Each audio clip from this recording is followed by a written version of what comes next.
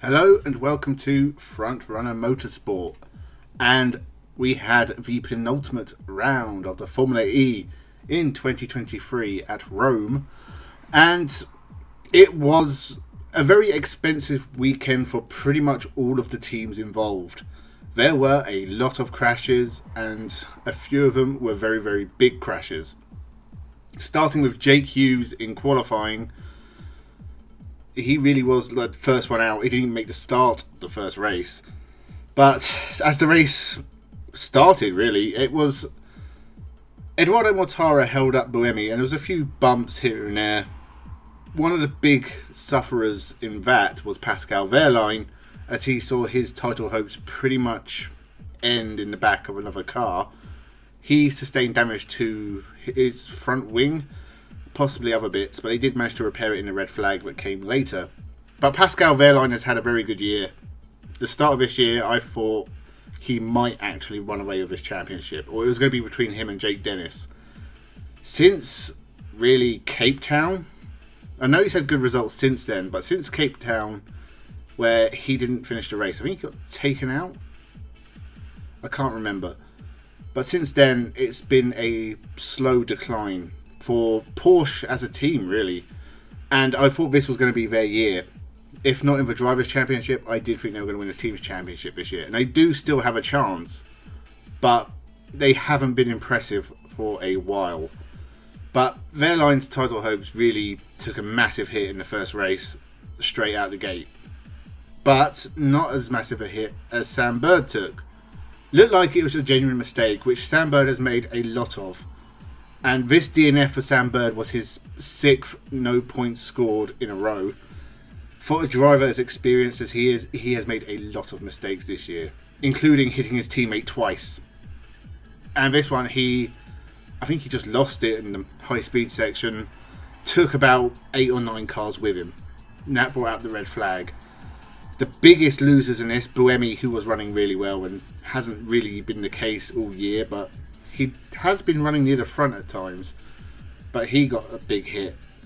And Lotterer crashed out before this as well, so Andre Lotterer's terrible year continues. I think he had issues with his car, but it's yet another crash for him.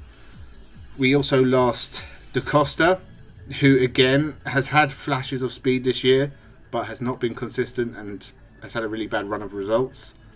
That continued for him. Who else did we have? Mortara, who has had an awful year. A guy who's been a title contender for the last few years, this year has been dreadful for him.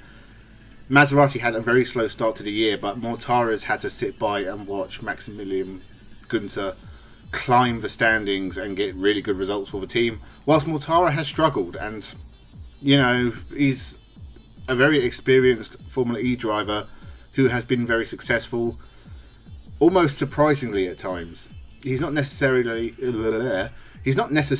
someone I would have considered, you know, a title contender back like 3-4 years ago. But now he is, or should be, and this year has not worked out for him at all. And this was another DNF. Frines was really unlucky to get involved. Could have been a good result for him, considering what his teammate did this weekend. Did not happen for Frines. De Grassi as well got caught up. Again, terrible year for him. Mahindra just don't really have any pace. But it was another DNF for him. And so that, we had the red flag, but we lost almost a third of the field. I think 14 cars took the restart, but Rene Rast in the other McLaren soon headed back to the pits and retired as well. So I don't know what was wrong with his car. Tictum got some damage as well, which I think ended his chances of scoring points for Neo.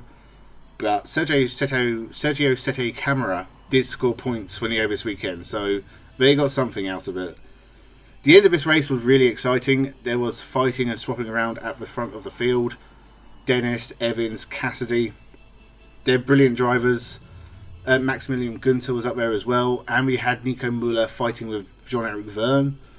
Dennis kind of dropped back. I think he had used a little bit too much power at some point, and he had to sort of, you know, back off and try and get it back up to what everyone else had. That cost him to fall behind Cassidy and Evans. and he had to hold off Verne and Muller, which was not an easy task. And in the end, we had the Kiwis once again first and second, Cassidy ahead of Evans. No, sorry, other way around. Evans ahead of Cassidy. I can't say his name. Maximilian Günther finished third for Maserati. Another podium. I think that's his 4th podium this year. Considering he didn't score points for the first 6 races, the second half of this year has been brilliant for Günther. And I believe he's now 6th in the championship, not far behind Jean-Eric Verne. So he has done a brilliant job. Nico Müller as well, finishing 6th for Abt Cupra, who've had a really tough year. It's their debut season. It's not entirely surprising that this was always going to be tough. But really, this was the first time we really saw them amongst the front-running cars. And Nico Müller did a brilliant job. Couldn't get past Verne, but he did give him a fight. And so race 2, and we had the usual suspects up the front, Dennis, Evans and Cassidy, and it looked like a fight between those 3 until Evans, I think he just locked the rear brakes. He went flying over Cassidy in what looked like a scary crash, but both cars managed to continue at least for a little bit. There was a safety car to pick up the pieces, which there was quite a few little bits and pieces lying around at this point. And, you know, Evans tried to continue but eventually retired because the car was undrivable. Cassidy never recovered up the field. He finished outside the points, which hurts his title challenge. Evans, again, his is pretty much over as well. And in this second race wasn't quite as exciting, but there was some good battling, especially late on between Norman Nato and Sam Bird. Nato had a lot less energy but held on, and I think gets one of Nissan's best results this year, if not definitely their best result.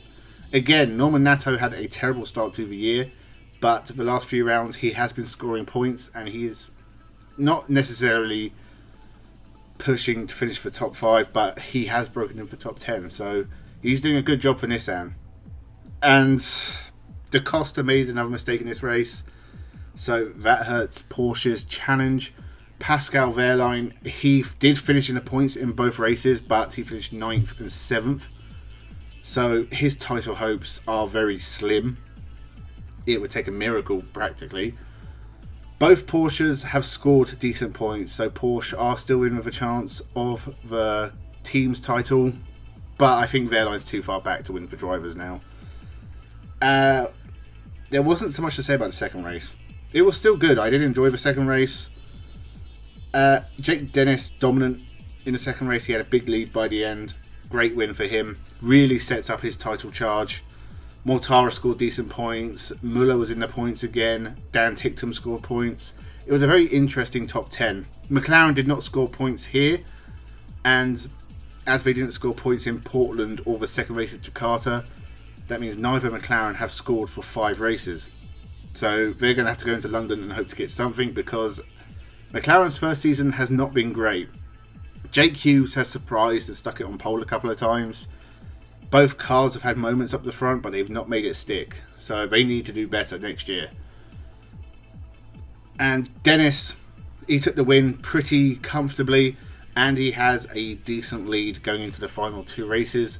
When you think about it, 2 race wins, 2 fastest laps, and 2 pole positions would net you a maximum of 58 points. Highly unlikely to do that. If any driver did that, they deserve to be champion. But what that means is that mathematically, Jean-Eric Verne is out of it. He cannot win the title this year. Pascal Wehrlein can, but I think he can only drop 6 points to Dennis all weekend. So that means Pascal Wehrlein has to take the maximum points, and Jake Dennis has to score less than 6. Or something like that. I'm not a mathematician. So it's highly unlikely that Pascal Wehrlein will be champion. It's almost out of the picture. And that leaves the 2 Kiwis and Dennis.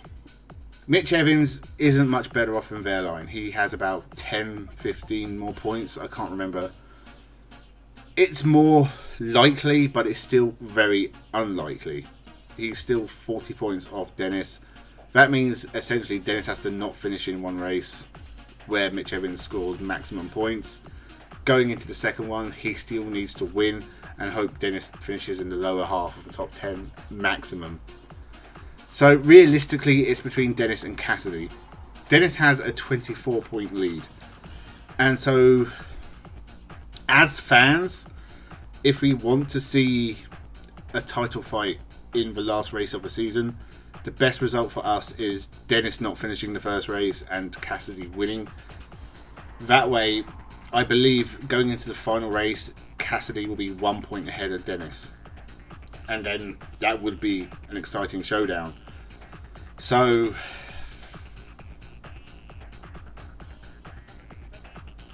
I'm neutral. I could not pick between Cassidy and Dennis. I think they're both great drivers. I lean towards Nick Cassidy because he's had a fantastic career, but he's kind of been ignored by the big teams in the big divisions. So Formula One never gave him a chance, and they should have. I think he really is good enough. But this would be a chance to add to his Super Formula Championship, his Super GT he's won. I think he was Japanese Formula 3 as well. Pretty much won everything he could in Japan. He won 3 New Zealand Grand Prix in a row. He won the Toyota Racing Series 2 years in a row. He has done a lot in this sport. He's a DTM race winner as well. He's won races in European Formula 3. He's obviously also won races in Formula E. But he could be champion, and I think he does deserve to be champion. But I do think Jake Dennis deserves it as well. He was always a surprise package. I remember when he started with whatever Andretti were, I wrote him off completely. I thought he was just some random average signing who was never going to get out in the midfield at best.